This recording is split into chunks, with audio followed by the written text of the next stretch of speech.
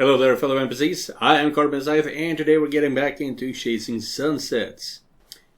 We are right now headed to Alvaro de Mendaña Marina, together with Amanda, to trick Brian Ferguson into believing he got something going on here with us.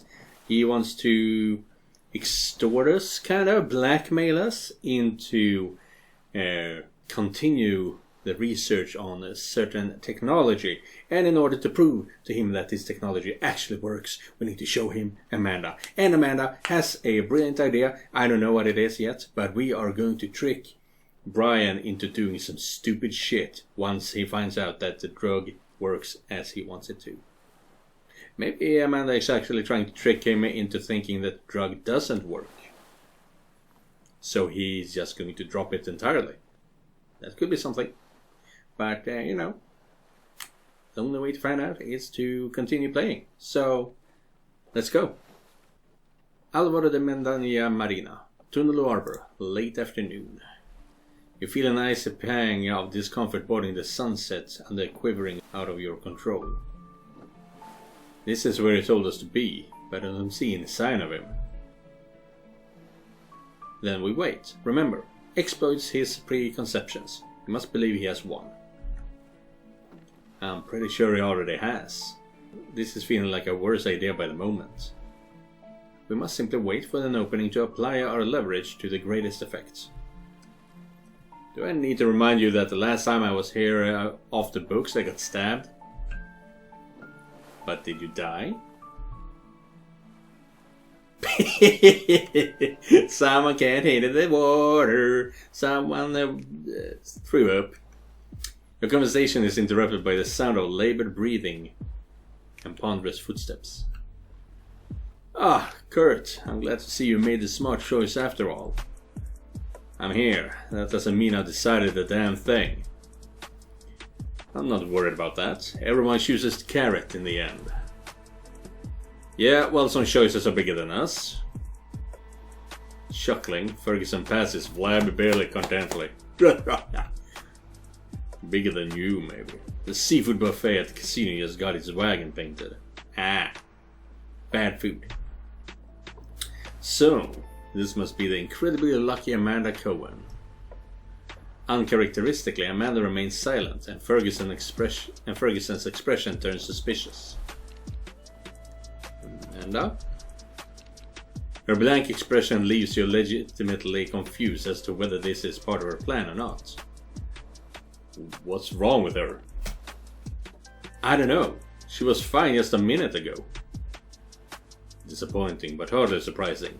If it seems too good to be true, it always is. I don't know what to tell you. She didn't even look like that before her treatment. I knew any apology in quantum leaps were a long shot. Luckily, Pricer can be turned around. I'm not worried about any of that right now, asshole. I'm worried about her. She was just fine until you rolled up smelling like someone microwaved leftover fish. The Budger man gives Amanda a lecherous look that sets your blood boiling. You need to relax, Kurt. This may not be ideal, but we can still work something out. Oh, hell no. Not if you're suggesting what I think you are. I'm going to take a piss. If you're gone and she is still here when I get back, we're golden.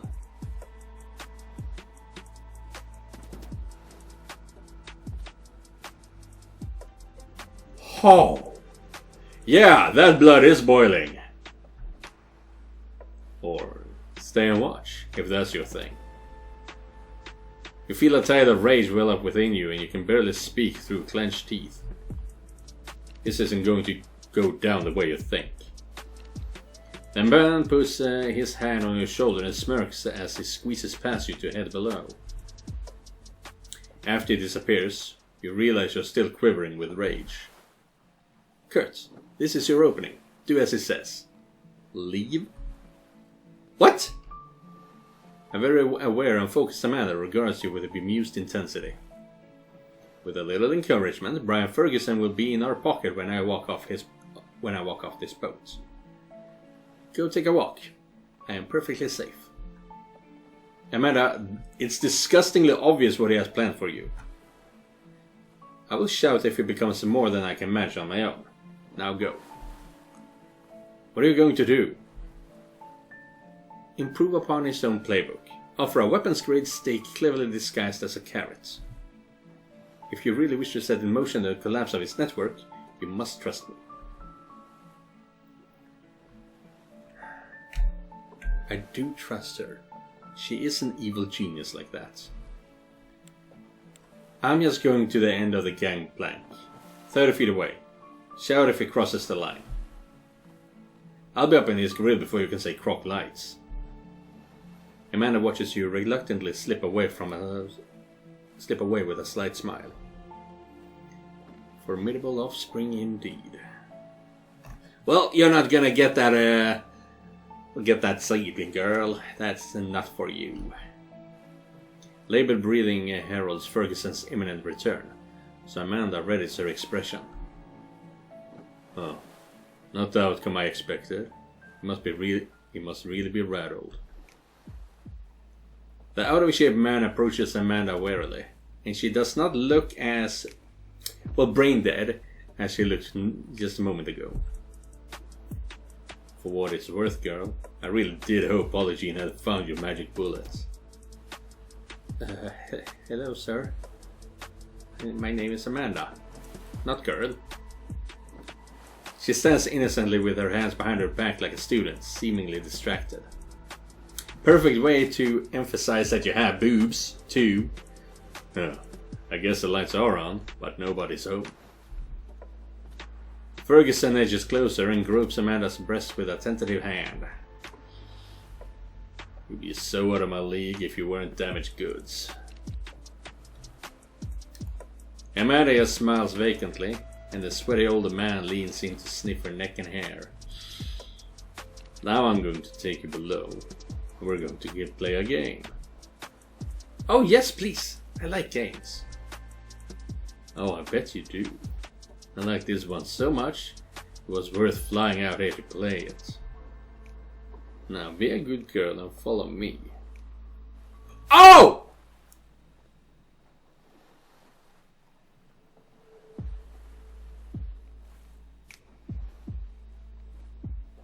Do not like that face. What the fuck, Amanda? As he turns his back, Amanda lunges forward and slips a hypodermic needle into his sweaty neck. Chemical romance allow Amanda to handle Ferguson on her own. Soon, probably. What the fuck? You did not say the magic word. Turning unsteadily to face her, Ferguson clutches clumsily at the needle embedded in his flesh. What did you just put in my body, crazy little bitch? Calm down. Your heart is in no condition for your current level of distress. Recovering his wits to some degree, he begins approaching Amanda menacingly. Since you asked so nicely, that was the abort serum for my Rett syndrome treatment. The abort serum. Stopping short in confusion, Ferguson panicked brain struggles to connect the dots. Are you giving him Rett syndrome? But I don't have Rett syndrome. Not yet.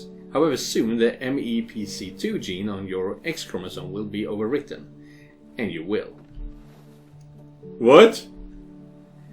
It was a failsafe in the event of a catastrophic failure of my treatment. A reset button. Of course, males are rarely afflicted by Rett, but when it happens, it is always fatal.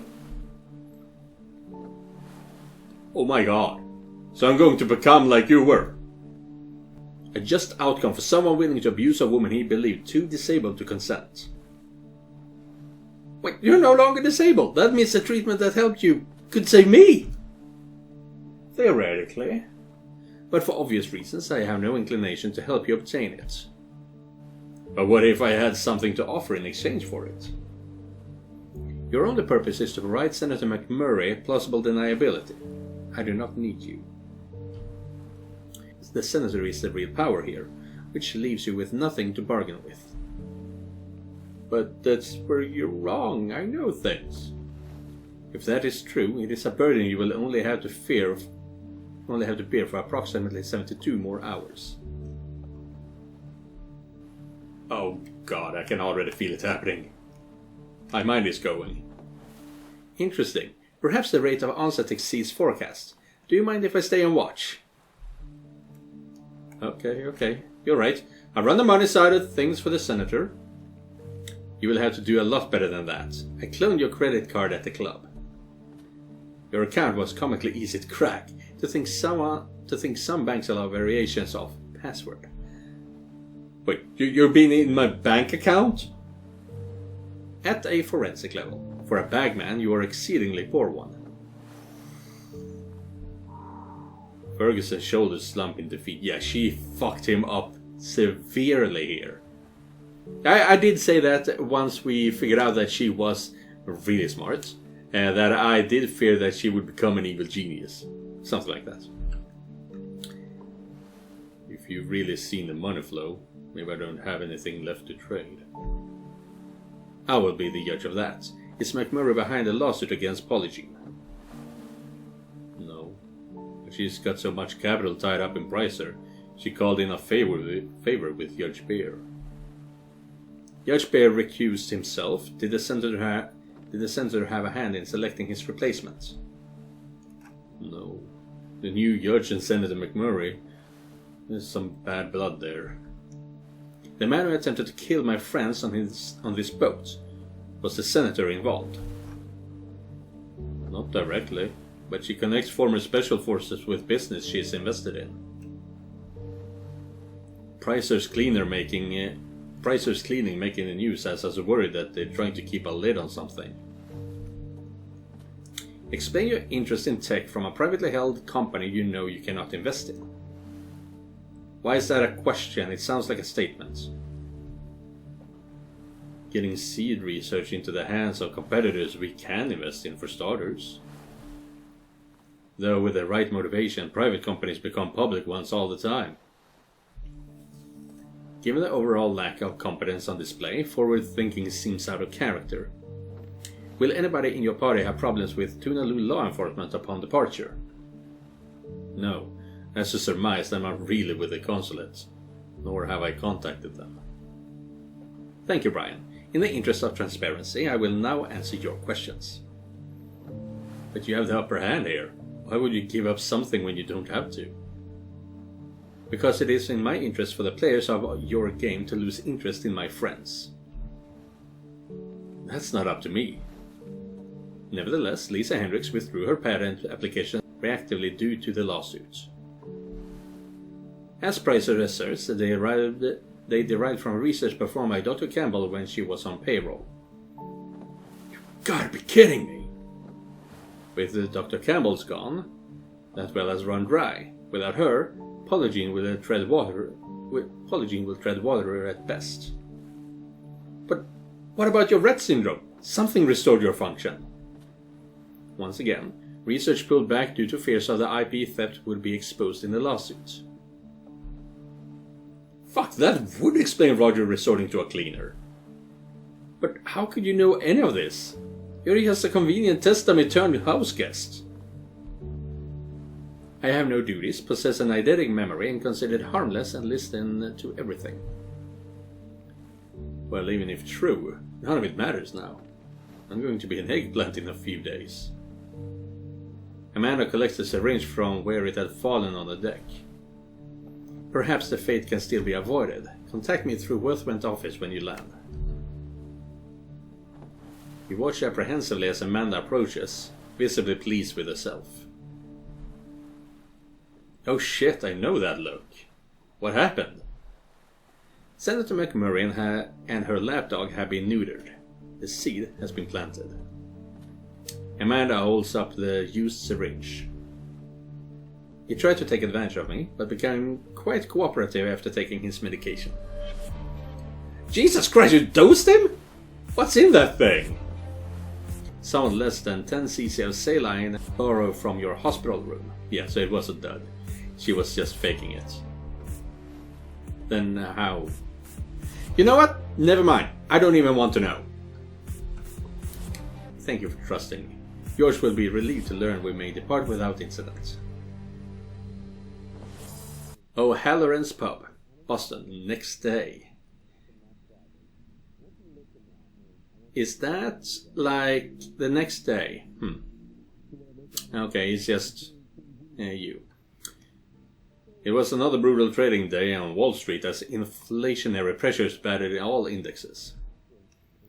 One bright spot on the otherwise dismal Nasdaq closing bell was Pfizer Pharmaceuticals.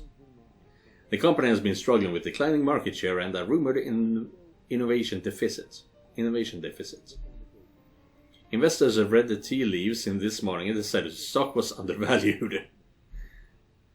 In the greatest one-day bull run ever, price nearly doubled from $63.75 to $101 per share. Oof. What's unusual about this sudden movement is that the other blue chips trended downward. Ooh. Speculation abounds on what is fueling what some are calling this stock's reckless rise. Make a manual save now. And I don't like that it converts back to the wrong name.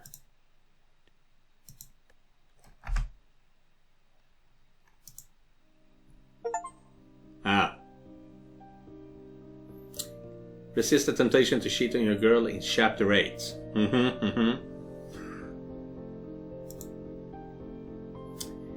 Brian Ferguson visited you at the hospital and demanded Lisa resubmit the Crucible and PGB 132 patent. You fired Gary Nesbitt. Jay told you that her DNA result indicates she is not your half-sister. You confided in Jay that your heart isn't running Polygene. You flew the idea of taking the company public. Bianca gave you a massage, but you remained faithful. You offered Bianca your Polygene, which she seems inclined to accept. Matter was recalled to Boston by her editor for getting scooped on her assignments. You seem to have aroused your sister by admitting you find Lisa attractive. Okay. A business dinner became a private one, as you enjoyed the night out with Lisa. You were upfront with Lisa about Brian's Ferguson blackmail intent at the club. You had a great evening with Lisa, but ultimately kept things professional. Jay learned that she was in danger of losing her spot in the Harvard Medical School pre-med program. You updated George about Brian Ferguson's blackmail attempt before the inheritance announcement. George announced that you and Jay will jointly run Polygene and express remorse for manipulating you. You made what feels like a huge decision to undermine the entire insider trading ring. You trusted Amanda to lower Ferguson's guard to collect information and render him harmless. I'm actually going to double check what was said here without making a show of it. It was another brutal trading day on Wall Street as inflationary pressures battered all indexes. One bright spot on the otherwise dismal Nasdaq closing bell was Pfizer Pharmaceuticals. Okay, it was good for them. The company has been struggling with declining market shares and rumored innovation deficit. Investors read the tea leaves in this morning and decided the stock was undervalued. Okay. In the greatest one-day bull run ever, price nearly doubled from 63 to 100. Okay. Yeah, that was it. What's unusual about this sudden movement is that other blue chip trended downward. So price went up, everything else in the same market went down. Speculation abounds on what is fueling what some are calling this stock's reckless rise. Okay, some people are speculating that this is bullshit, essentially.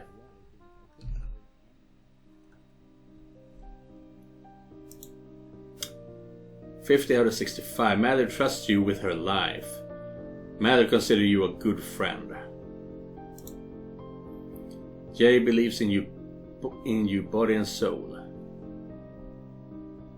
Jay is completely in love with you. Yeah. I knew we were nearing the end here. And I even knew that Ferguson might be the last thing that we take care of before the chapter ends. So, yeah. I usually feel a lot of melancholy when I end a game, especially the one that was this good. But the thing is, I feel like this game wasn't as good as when it started out. I love it. I absolutely love both of these characters, but there were a lot of flaws going from chapter 7, I think it was. Maybe even chapter 6. It was a lot of pop culture references, which I feel like it's one thing if one or two of the characters, maybe Amanda and Mallory, would have some kind of back and forth, or if Jay and MC had that kind of back and forth, but everyone had some kind of pop culture reference and everyone was feeding each other references as well. So it just become this big hodgepodge of references, which removes a lot of personality from them, because suddenly everything turned into the Marvel cinematic universe, where every movie is similar, even though the characters are very different. And that's one thing I felt. And also that some of the choices, I have only played one playthrough so far, so maybe I'm completely wrong on this part, but it feels like some of the choices, whenever you were to made to make a choice, it had very quick payoff. There was nothing that was lingering. It would not be strange, in my opinion. Yeah, for example, here with Brian Ferguson, he was in and out in chapter 8. Boom, in and out. Everything that could ever happen with him happened now. It seems like it anyway. But if he was continuing to be a threat for one more chapter, for chapter 9, that would be cool. You would really want to hate him. So I do enjoy this game. I really did. But I'm feeling that the hype is going slightly downward pretty quickly, honestly. I'm worried that the game will end on a sour note, to be honest. But I really do hope it continues to be great in the end. I am definitely going to give this a pretty good scoring on both Steam and VNDB, but I am afraid that it will not continue to be this good. That's all. So yeah, I will play a new game. I believe it will be Artemis. But if you guys have any other games that you want me to play, you have to let me know pretty quickly, because I record these episodes like 1 week in advance. Because it takes 1.5 hours just to edit every video.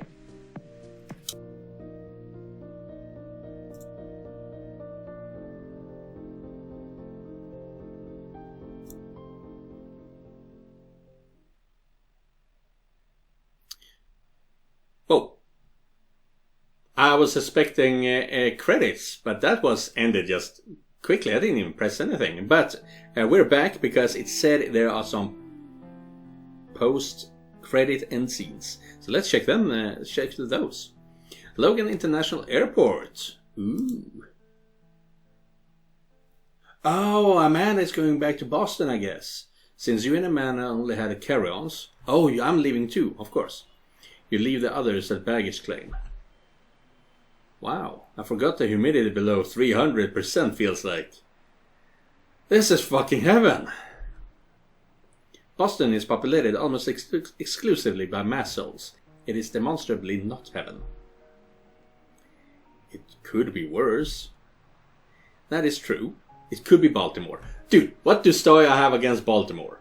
I've been avoiding to say Stoya, but he was mentioned now in the credits. And I've been saying Dev all this time because it is referenced to as Stone Fox Studios.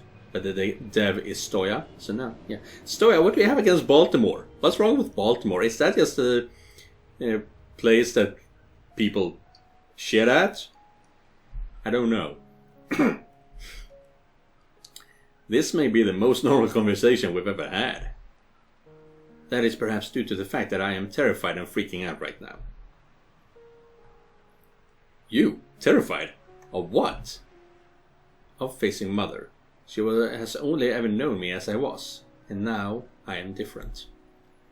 I suspect you are underestimating a mother's love. Amanda? I would like to return to the aircraft now, please. Glancing at the source of the voice, you see a mature woman gazing plaintively at Amanda. Oh my God, it is you! My Amanda! Rushing forward, the woman pulls her daughter into a hug. Thank God! Do you have any idea how worried I've been? My darling daughter! You remain respectfully silent as a stiff initial hug gives you way to unabashed sobs of relief and joy.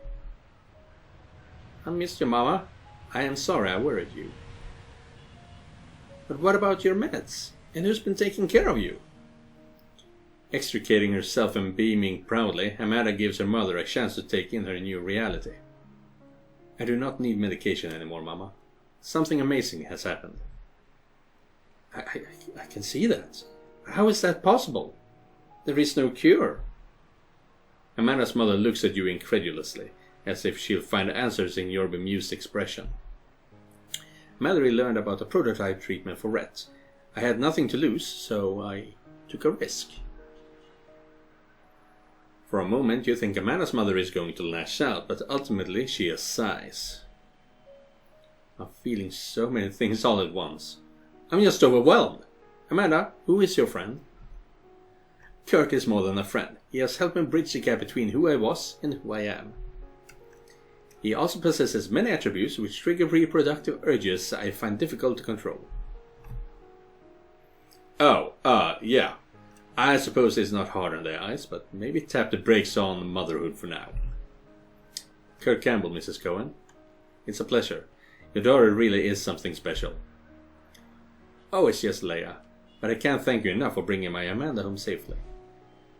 The doctor who performed the treatment will contact you tomorrow to answer your any questions. But I think you'll find Amanda is perfectly capable of explaining everything on her own. Well, Peanut, maybe you can tell me all about it over a shaved ice. How does that sound?